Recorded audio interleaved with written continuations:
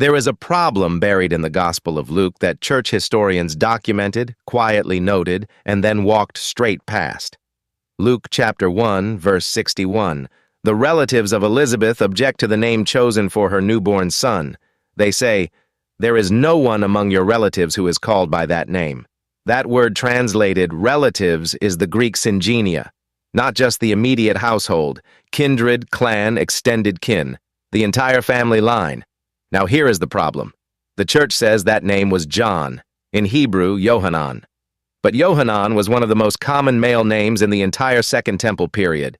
It appears across multiple tribes and within priestly families specifically. The Anglican bishop Charles John Ellicott, commenting on Luke chapter 1, noted that the name Jochanan appears across 1 Chronicles, Ezra, and Jeremiah, multiple tribes, multiple books. He recorded it and moved on. He never looked some 50 verses ahead to where Luke says the entire kinship line had never heard that name. Ellicott saw the contradiction. He never asked the question.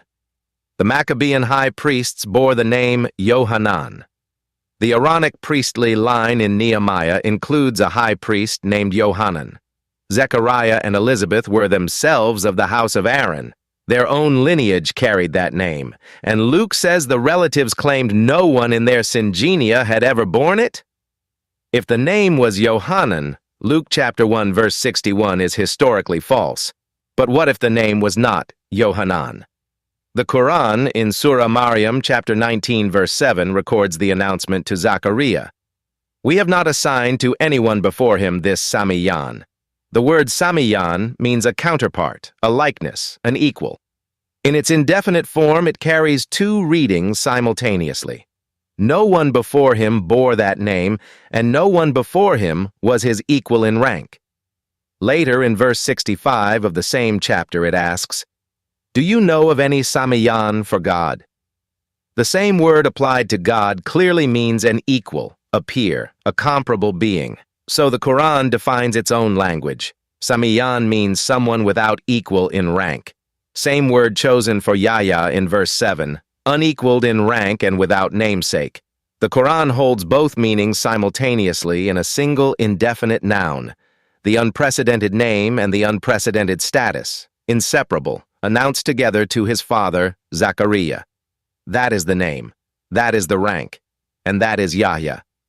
The Mandeans, a first-century ancient Near Eastern community who revered John the Baptist above all others, preserve something telling in their tradition.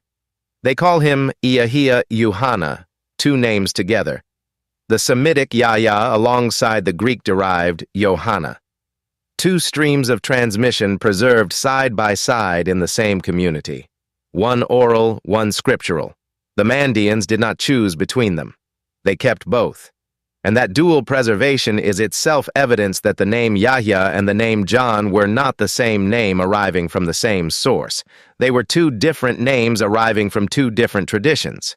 Some critics point to 1 Chronicles chapter 15 as evidence the name existed before.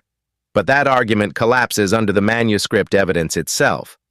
The same Levite named Aiel appears 3 times in that chapter, verses 18, 20, and 21, with a completely stable spelling. When the same roster repeats in verse 24, some Greek manuscripts show a compressed variant. The Göttingen Septuagint apparatus records the split. Aiel in manuscripts A and L, Aya in manuscript B. Terminal lambda dropped, vowel cluster compressed, standard scribal decay. The same person 3 times consistent, 1 corrupted outlier. That is not a prior namesake. That is a copying error. The supposed precedent in Chronicles does not exist. The name YAHYA could not survive Greek transliteration. Greek had no mechanism for it, so the scribe reached for the nearest familiar priestly name available.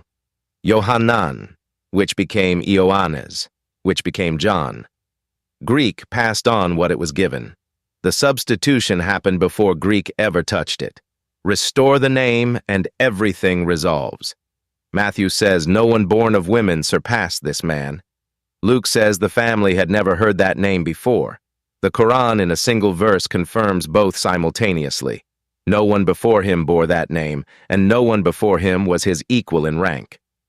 One word, Samiyan, carrying both truths together in the same announcement to the same father about the same child.